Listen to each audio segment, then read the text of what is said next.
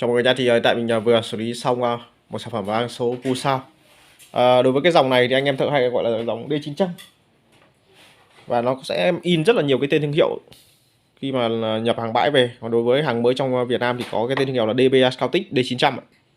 Và sẽ chạy chung cái main mạch như này, chung phần mềm, chung nguyên lý mạch, chung thiết kế, chỉ khác với cái tên thương hiệu thôi. Và sản phẩm này khi mình nhận xử lý của khách thì gặp phải cái lỗi là bị mất kênh tiếng và sôi.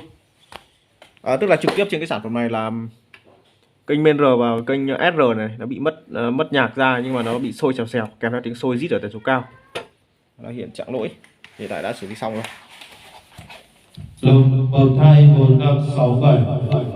Sẽ giảm cái phần effect này về không đi.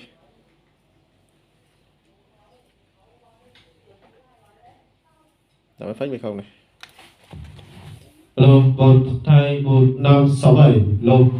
Tăng effect lên này. Chắc chắn là đang test trực tiếp trên cái máy này.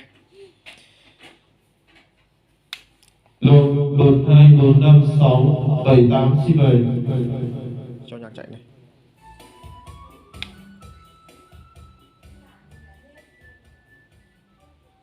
Đó, giảm nhỏ này, tăng nhạc lên này.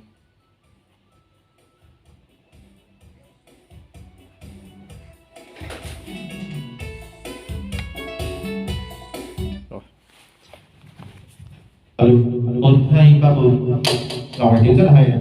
Đó thì mọi thông tin chi tiết về sửa các cái lỗi trên cái dòng vang Pulsar dòng D900 là một số bản sẽ in là GM Audio đây này, chữ GM Audio rất to đây này.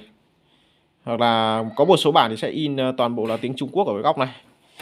Đó thì mọi người có thể liên hệ trực tiếp theo số máy đó là 0868 59964 để gặp trực tiếp kỹ thuật viên mọi người nhé.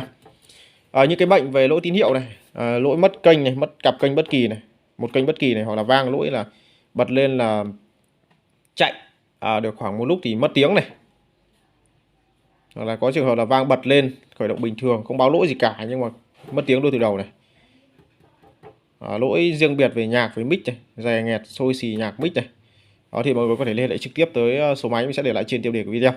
Và mọi người, những ai mà chưa bấm đăng ký kênh, nếu có xem được video clip này thì mọi người đừng quên bấm đăng ký kênh và cũng như là kích vào nút biểu tượng hình quả chuông thông báo ở góc phải phía dưới video của màn hình để thường xuyên theo dõi và cập nhật được những video clip mới nhất đó mà kênh có đăng tải hàng ngày mọi người nhé.